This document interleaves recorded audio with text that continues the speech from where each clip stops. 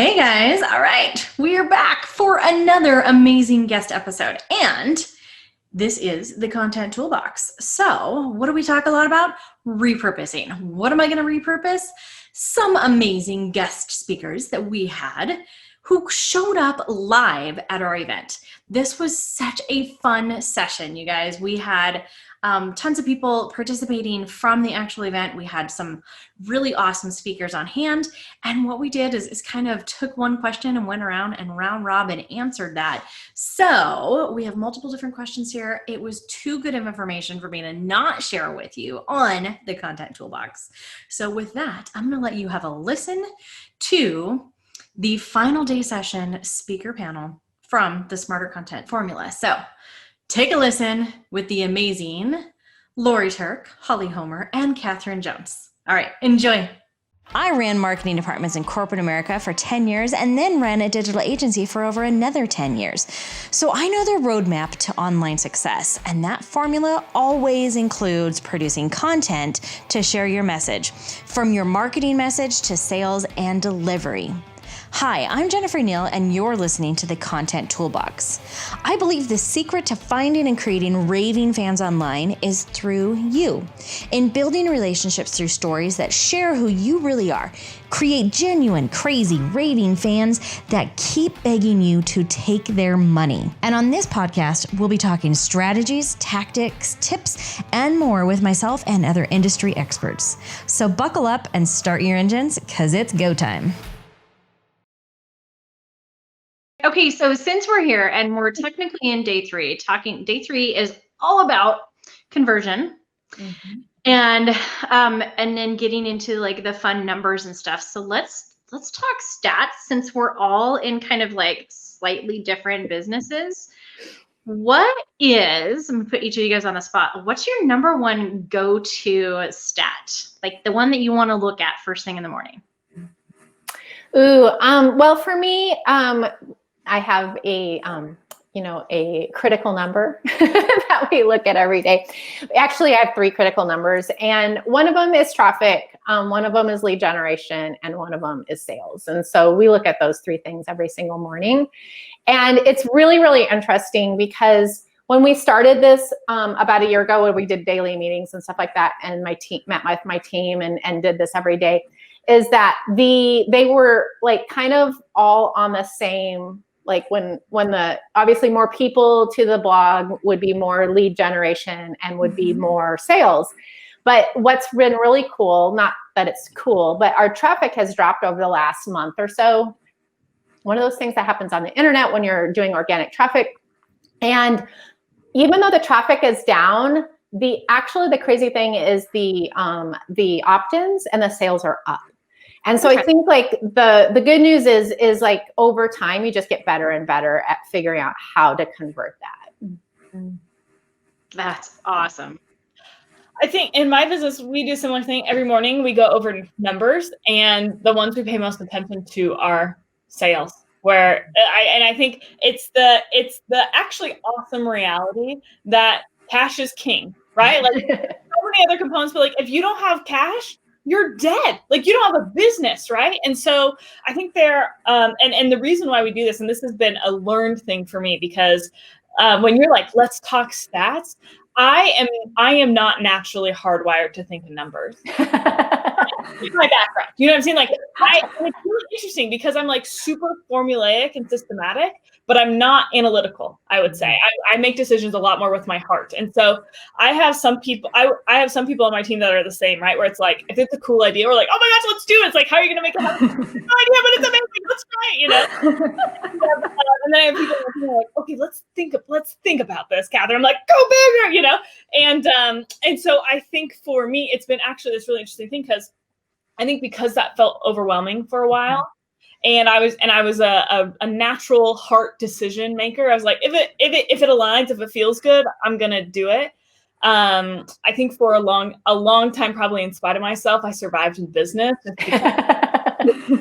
Right, totally hustle and intuition. And so it was, as I started to grow, and I mean, when you're not just a team of one or two or even three anymore, like when you have 10 plus people on your team, it's like we got to be a little bit smarter about how we're operating here. And But I do think that is like one of the coolest things about business, though. And I think for so long I resisted it just because it felt scary to me. All of a sudden it's like, oh my gosh, they're actually like, there are a few important numbers, but at the end of the day, there's one. And it's how much money's in the bank account. That's true. How much money in the bank account? Because it is amazing. Like, we will have days where all of a sudden we got like 200 Instagram or 300 Instagram followers in a day.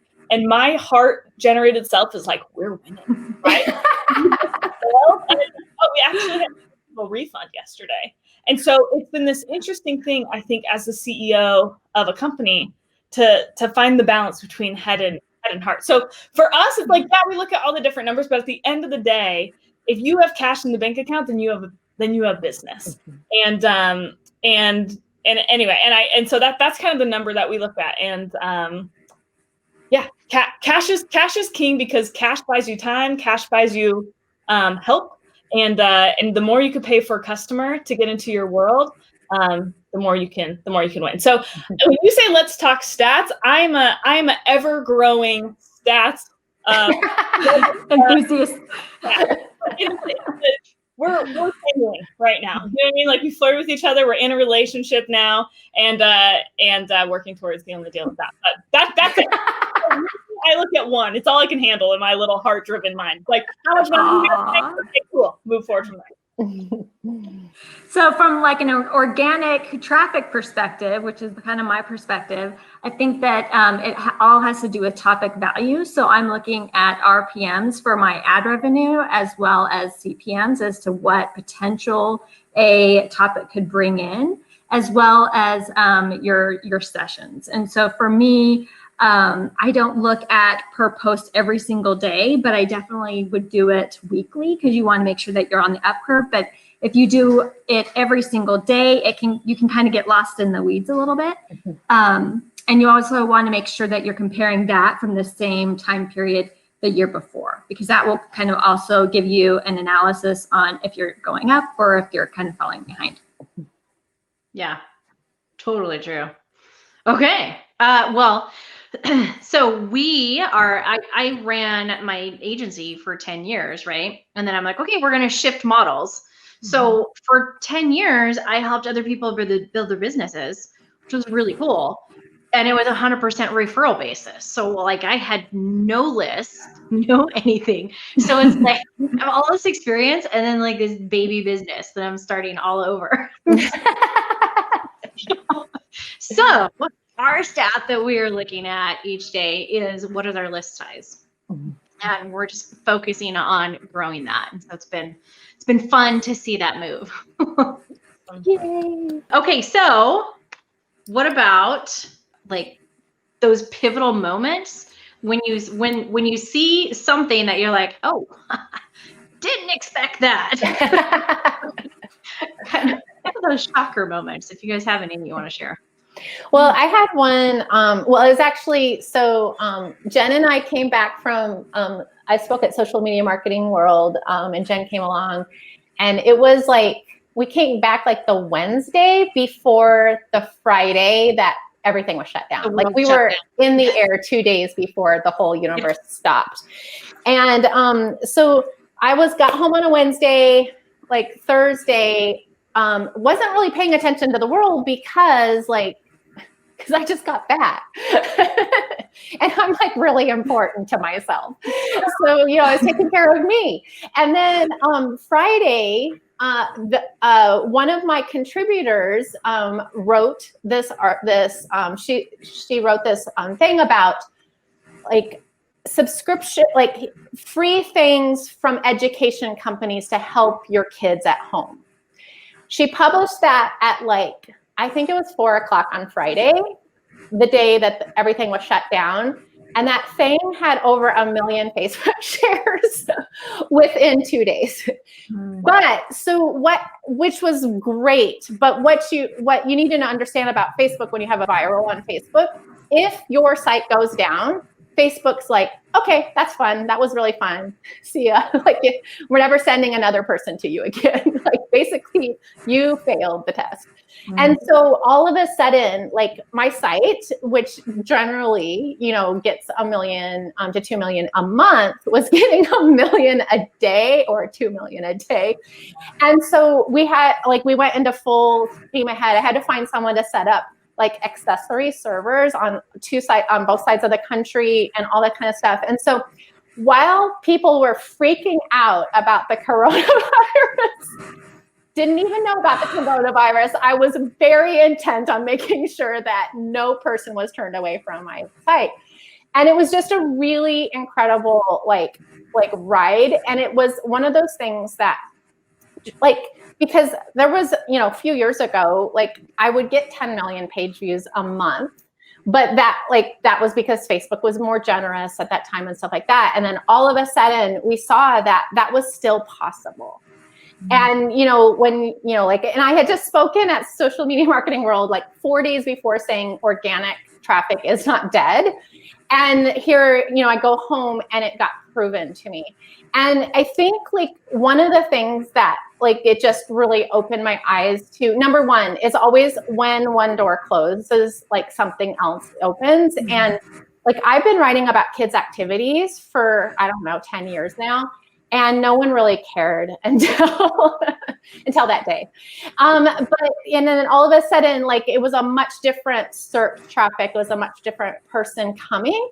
But the other side of that is we, like, a lot of the limiting things that we say, like organic traffic is dead, or Facebook hates me, these are not true. We've just not leveraged them in the right way. And we, like, every day we can prove that to ourselves. And I think when we are the ones that are limiting ourselves. All these free platforms are out there. When Laurie and I started blogging, there was none of this. Like, we were excited to get 10,000 people a month on our blog, you know. And by the way, we get 5,000 comments, but yeah, that is true. That is true. But the thing is things have changed, but so have the opportunities. I think along that same line, I think coronavirus, I think it's really interesting to see how coronavirus has affected, I think, everybody's business. And I was just on the phone the other day with Myron Golden, and he was like, "How's Corona been for you, Kathryn?" And I said, with all the sensitivity in the world, that, like, this has been a really terrible, traumatic time for a lot of people. It has been extraordinary for business. And interestingly enough, though, that did not start. I think I had the opposite thing that happened to you, Holly, where all of a sudden you're like, "Oh my gosh, my stuff's exploding." What happened to me so that Wednesday, Friday, right? Like that, I was supposed to have my live event a week and a half later. We rescheduled it. So 6 months later, right? But like, so all of a sudden we had all that. So we're like trying to get all that going and figure out our deposit at the venue. And we had people flying in and, you know, so we had that. And so we're dealing with that. And then at the same time, I think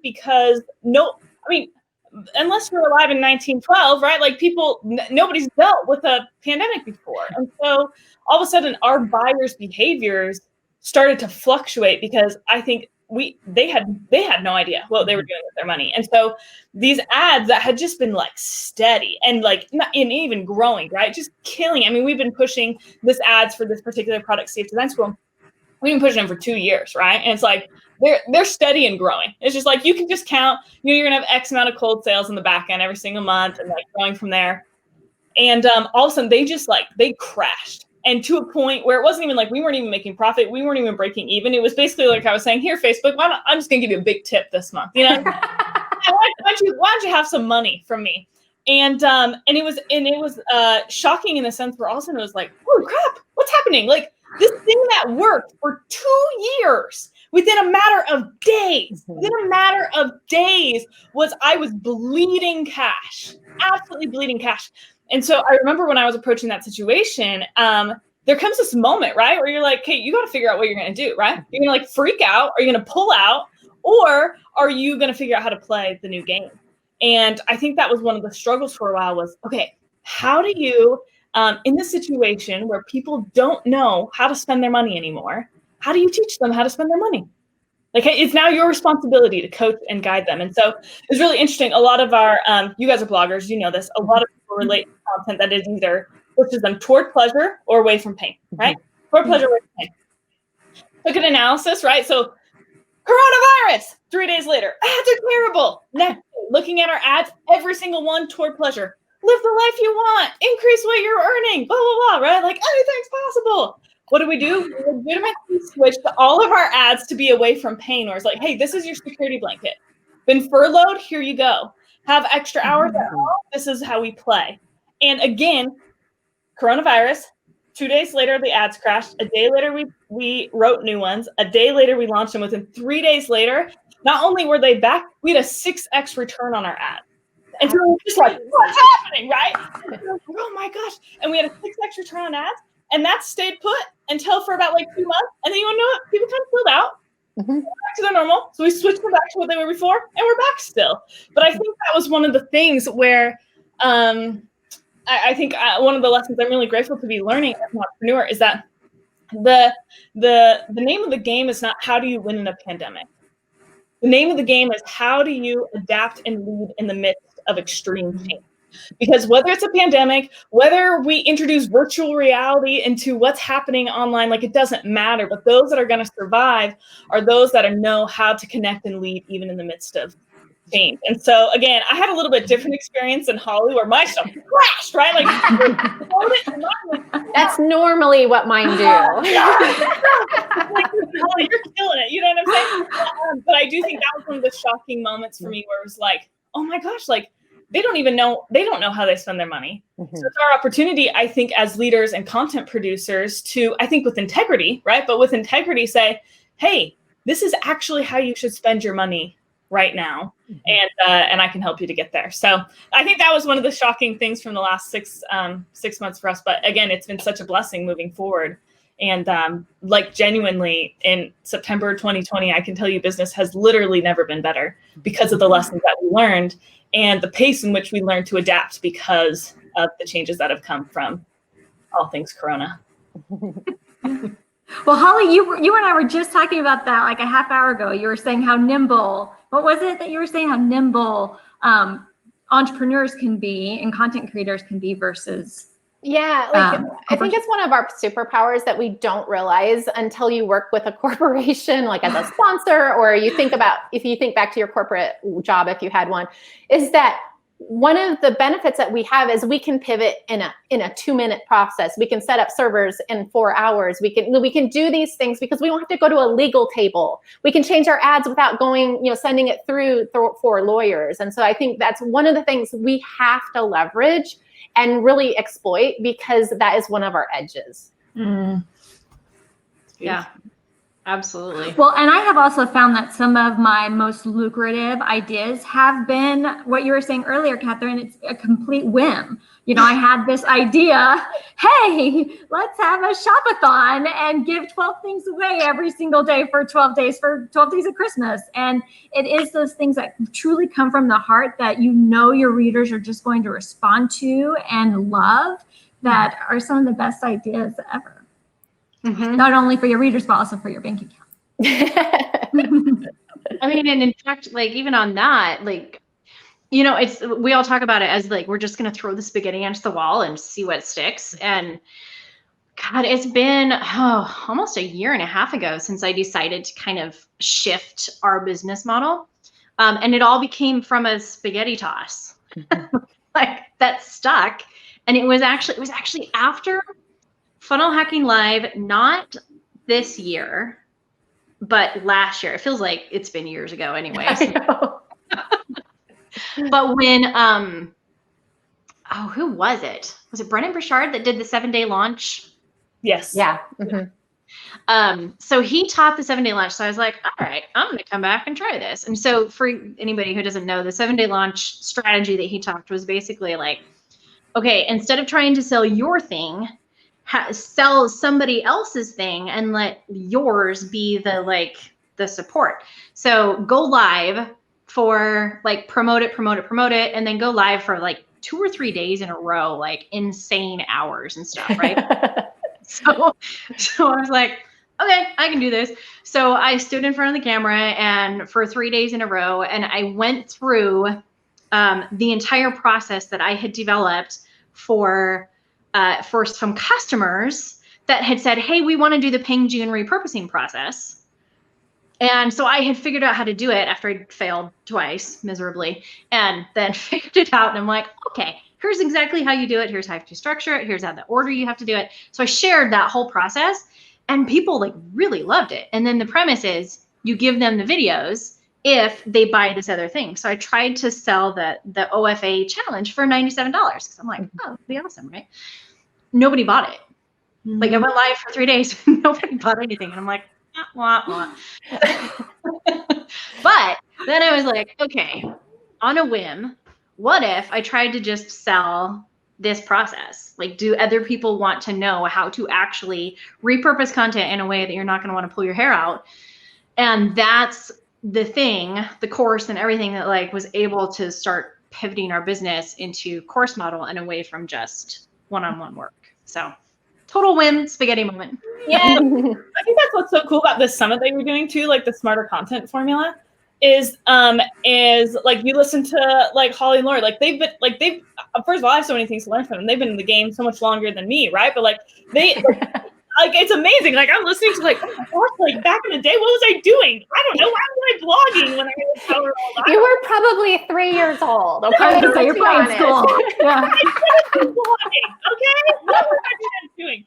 Like, one of the beautiful things though in attending a summit like this, or in joining like design hacking, like literally the definition of how to present stories and offers that convert is that, and everything that Holly does and Laurie does and what's happening here is that those spaghetti throws become way less random. It's not on this like huge wall, right? And you just kind of start to like circle in where like, hey, if you throw the spaghetti somewhere in here, it's going to work for you, right? And hone it in and hone it in and hone it in. And so all of a sudden it doesn't become this like random, like, no, we're just going to throw it up and see what happens. And I think that's where a lot of the frustration comes, especially with new entrepreneurs who are trying to get anything to land, right?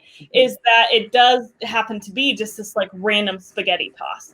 And I think when you can approach the quote unquote spaghetti toss with strategy, right? So that it's like, what wall do I throw it at? And where should I throw it at? And how hard? And just one piece of spaghetti or 9, right? Like the thing that I think is so fun about content is that there actually are strategic formulaic ways to ensure that what you put out will land. It will land. And honing and refining that just becomes the game after that. But again, I think that's why. I think when I was like asked to be a part of the summit, I think that's why I was like, oh my gosh, 100% yes, because I think that's such a misconception about this world of content and like what you talked about, Holly, at the social media event, right? Where like organic content is not dead. And I think people think it is because it's very soft skill, right? Like communication and words and puns. It's like, oh my gosh, like there are scientific formulaic ways to ensure that the sentences you put out bring dollars into your bank account. And anyway, so that's what I think like what's happening here is like such a pivotal conversation that if you can learn actually how to play this game, then the spaghetti toss can be very strategic in a way that will bring money into your bank account.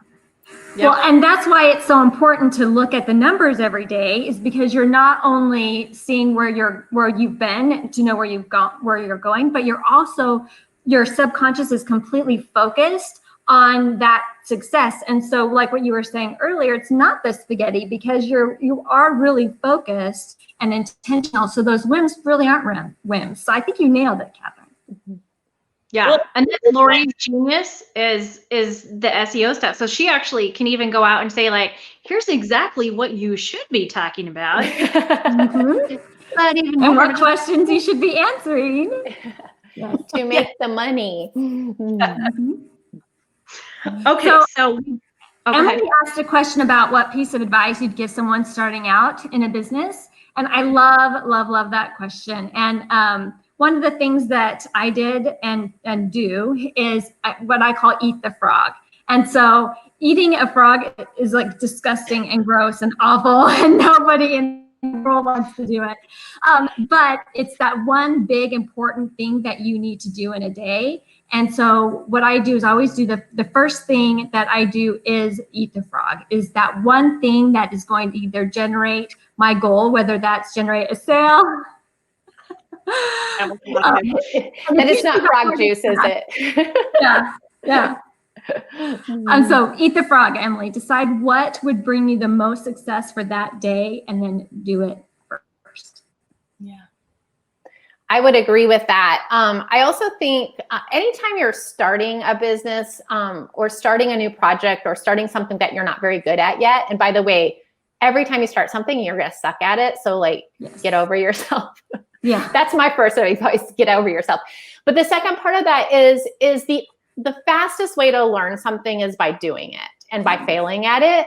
And every single failure, every single misstep, every single time you super sucked or like you're just like want to cry, those are the times when it gives you a lot more clarity and moves you in a direction that's going to make you a lot more successful. And there is no shortcut for that. Like you can spend a lot of money on coaching and all sorts of stuff, and it might shortcut your overall journey, but you will never shortcut your work. And so you have to step in that and get over those obstacles as quickly as possible, fail as quickly as possible. And that's going to bring you the clarity that will bring you to what you're supposed to be doing. Because what you have in your mind of what you're supposed to be doing it's not what you're going to be doing in a year. I'll just put that out there.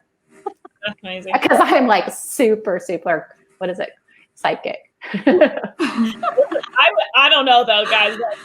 She exploded the internet a few months. I was gonna say, you have to listen to me because I exploded the internet. I think the only thing that I would add to that is I think if you're going from in-person to virtual, you're not, especially if you're the one leading it, right? Like you're not the only one that's going to have questions. I guarantee you have employees or contractors, whoever's on your team. If you have 100 questions, they have 1,000, right? And not only do they have 1,000, but they want to do right by you. And I think one of the most maybe potentially overwhelming things in that is whether you're going from in-person to online or just starting a new project, right, is the fact that you're going to become the cog in the machine. Mm-hmm. And so you're going to get totally overwhelmed. And so one of the things that we've done that has been so helpful, there's this book called Turn the Ship Around. Have you guys read that book before? Mm-hmm. Okay, well, we're going to talk about that later. I'll send it to all of you. It's incredible. So Turn the Ship Around. And there's this captain in the Army. And he was amazing, and he got into it. He acquired this new group of soldiers, and one of the things that he realized was that they were all completely dependent on him. That none of them were leaders. They just were like, "Hey, what should we do about this? What should we do about this? What should we do about this?" And he found that his whole day was like just putting out these fires everywhere. And when he wasn't putting out fires, like people were just like standing around. He goes, I don't have to do anything, right? And he was like, we cannot function this way. And he was like going crazy. But he also though was like, but also there is rankings in this system that we're a part of. And at the end of the day, like you don't want to have like 19 CEOs, right? Where they're just like doing their own thing. So one of the processes that he implemented, and I do this in my team and I do this in my coaching programs, I do this in everything, is rather than say, hey, Captain, like what this is broken, what should we do about this? The only way they were allowed, the only reason they were only allowed to approach him when they came to him and said, hey, Captain, this is what I've observed in terms of the problem, and this is what I intend to do. Are there any other suggestions you might give me? So they acknowledge the problem, say, this is what I intend to do. So that way, all of a sudden, this captain wasn't having to think like, what are we going to do? But rather, he was just like, legit, he was like, all of a sudden, I started giving thumbs up. Just like, great, go, great, go, great, go. And it was actually this really empowering experience for the people beneath him as well, because they started to think, right? And they were like, we're not going to go to him unless we have a solution for how this is going to work. And like, even just to let you know, like, legitimately, while we've been on this call, right, I had one of my coaching people Voxer me, and I could see, like, I make them say, I intend. So I saw the message, intend, right? So, hey, like, this one is I intend. And then I just saw another one that came through. It said, actually, never mind. We're good. I'm going to go. I don't even need it anymore, right? Because you empower them to make their own decisions. And so I think that might be something that I suggest as well. I think that will really accelerate the pace, where if you are not the cog and you allow the people that you're working with to become a part of the solution, I think that will just, it's like it's like we're just High School Musical all in this together. You know what I'm saying? Because I think that's going to be a little bit overwhelming, but that's been one of the applications. If we take this big picture down onto the ground, that's been really, really helpful for me as a coach and as a CEO in terms of leading, but allowing people to build the solution with me. I love that. Wow. So amazing. I guess the only other thing that I would add is there are logistical differences between a physical business, like an in-person business, to a virtual business. But just because you're now talking to a computer or through an email doesn't mean you're still not talking to a person. So like we've talked about that has so easy to just change your language and be like, I'm a robot. But really, like, you're still talking to people. So it still has to be the same way that you would go knock, knock, knock. And I'm talking to you that way, that same conversation. Okay, I would love to know from both Holly and Laurie. Could you help me understand, like, why did you choose blogging at the onset as kind of the avenue that you were going to start with, and you've stayed. Like, help me to understand that. I think that's amazing. Laurie, why don't you go first? Okay, so I actually didn't start with blogging. I was actually trying to build Etsy. Before I knew it existed.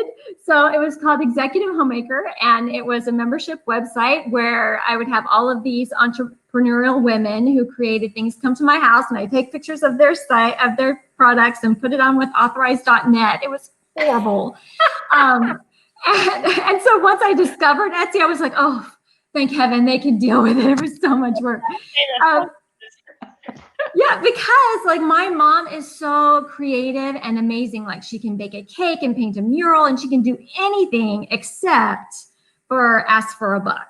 Like girlfriend cannot ask for $1 to save her life or to keep our electricity on. Yeah. And growing up with that, it was so frustrating to me to watch her, create these amazing, expensive things for people that could pay for it, but she just wouldn't ask. And so I actually then transitioned. Once I discovered blogging, I was reading blogs and I realized, wait a minute, I don't want to blog about myself. I want to tell the world about all these amazing creative women that I have found. And then that's when I realized I could actually promote Etsy shops. I can promote women in business and kind of do the marketing side for them by driving traffic. And so that really was the driving force of my site Tip Junkie, was to be able to promote creative women and help them make money. And so, I did that, and my biggest month was 7 million page views in a month. And I think the membership portion was only on. For a second, I'm sorry. What? Like, right? You can't just like that. That's like astronaut. That's huge. Oh, thanks.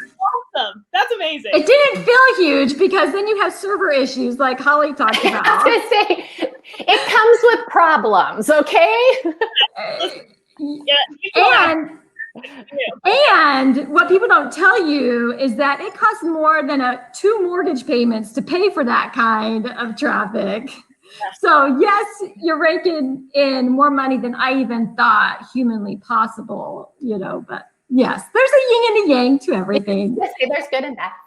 There's good and good. I want to make sure that you tell, because I personally am like the biggest fan of this other part that you also glossed over when we were talking. And you're like, oh yeah, no, I still make money from my blog, but I haven't actually written anything for 6 years. Yeah, so I retired from writing content, in 2014. And Google just direct deposits me money. I don't even have to bill anyone. It's really great. That's amazing. Yeah, so I accidentally started a blog. Like I had never read a blog. I didn't know what a blog was. I didn't none of that. And it's just a friend told me to go fill this form out on blogspot.com. And so all of a sudden I'm like blogging. What? 2000, what was it, 8? Oh, it was 15 years ago. Mm-hmm. Okay. And so and then I realized that, oh my gosh, I can put pictures and then I can put words on it. So this is going to save me so much money scrapbooking, because I was making multiple scrapbooks to send to people. So I started my blog to save money. And then I realized, because I in my previous life, I was a physical therapist that ran clinics. And so I had always done like the management and all that kind of stuff, and the strategy, the PR, all that kind of stuff. And so when I started realizing people like Laurie, like, were making money on the internet, which we were like, what? Like, we were just playing around, you know, like, we didn't know. And then when we started seeing that there was an opportunity, I was like, well, if anyone's going to make money on the internet, it's going to be me. So I started like buying and selling websites and doing all sorts of stuff like that, like almost like flipping them a little bit. And one of the ones that I bought is now Kids Activities Blog, which is now supporting my entire family. My husband retired 2.5 years ago to join the company. And so the reason why blogging is so attractive is because it, like, that traffic that comes month after month after month, that's your cushion. Like, that makes money. And then that gives you the ability to go sell the products or go do the, like, for a long time, I sold clothing online through live video. So all these other projects are just an adjunct, but you have that buffer of passive income, which is so beautiful. It's amazing. And I think one of the things that bloggers do really well, full-time bloggers do really well, is that we make sure that we have multiple streams of income. And so, right? And so if all of a sudden you have a day where those Facebook ads just tank and aren't working out, you're still okay, because you have 5 other revenue sources to bring in income. And so that's one of the things that, and it's interesting too, because when I started making money on the internet, that was like taboo. That was like, oh my gosh, you are selling out. Yeah. You are not a real blogger. Oh, we got, like, you can't even believe the hate mail. Like, you put that ad on your sidebar and people thought, yeah, you were the devil. I was like, are you freaking kidding me? So we have multiple, so we have multiple streams, but we don't know how to direct sell like you guys do. I mean, it's phenomenal. Yeah, look, we just gotta get the people together. You know what I'm saying? Yeah. We should do. I told Holly she needs to make a matchmaking service. We named it. Didn't we name it? Oh my gosh, set me up on a day. I'm ready. Yeah.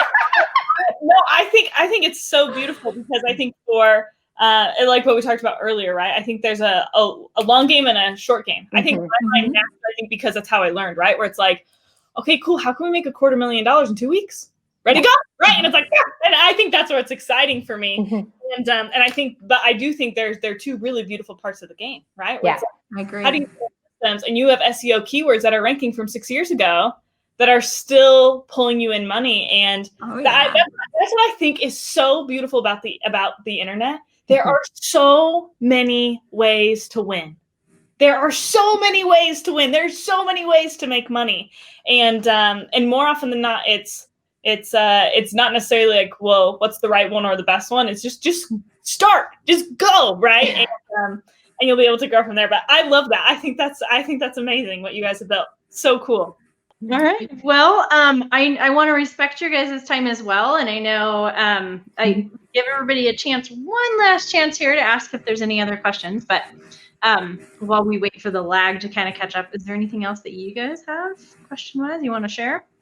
Mostly, I think you're amazing. And I'm going to reiterate, like, it is like a privilege and an honor to be a part of this conversation that you're having, just because I know, like, what power it's had for me. And I mean, I graduated, so I was a humanities major in school, which, like, first of all, let's talk about, it was amazing. I took a whole class on musicals and a whole other one on Jane Austen, but, like, I left that.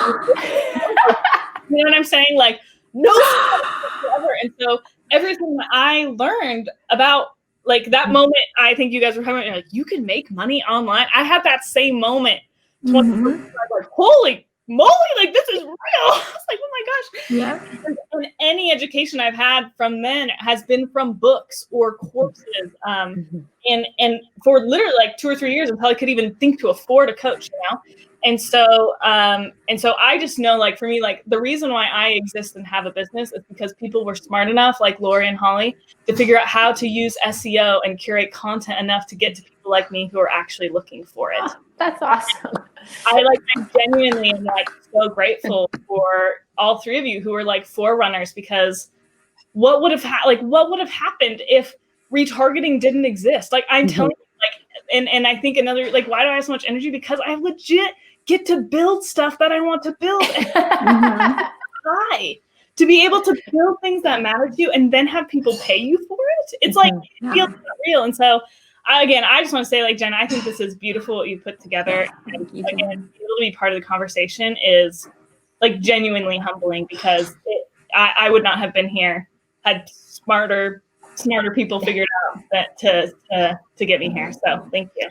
Well, I love that too. And just to kind of bounce off that, you said something earlier, Kathryn, that kind of reminded me of something that I think, like, we need to remember that there's no knowledge that goes wasted in your business, in your life, in your friendships, in your relationships, and all that kind of stuff. And so you started as a humanities major. I was a physical therapist. Like I literally was in like laboratories when everybody was doing creative writing, and now I'm like a blogger. I mean, it's just like you couldn't have told me at that one time, like, oh, you're going to be writing for a living. What? I don't know how to write. But like every single thing that we learn in this background and like all the things that we devour when we read and we get on YouTube for hours and hours and read our, favorite bloggers and stuff like that, is like all that stuff is what makes, us smart and know what to do next now. And so this is amazing. When Jen just delivered it like on a silver platter. And so everything you learn, there'll be no knowledge wasted. There just is none. Well, and I think that's a good segue for Emily too. We were talking about, she's making that transition from in-person to real life. And I would just really encourage you to find like-minded souls that are also where you're at. Because, Holly, I wouldn't be standing here if it wasn't for Holly. Vice versa.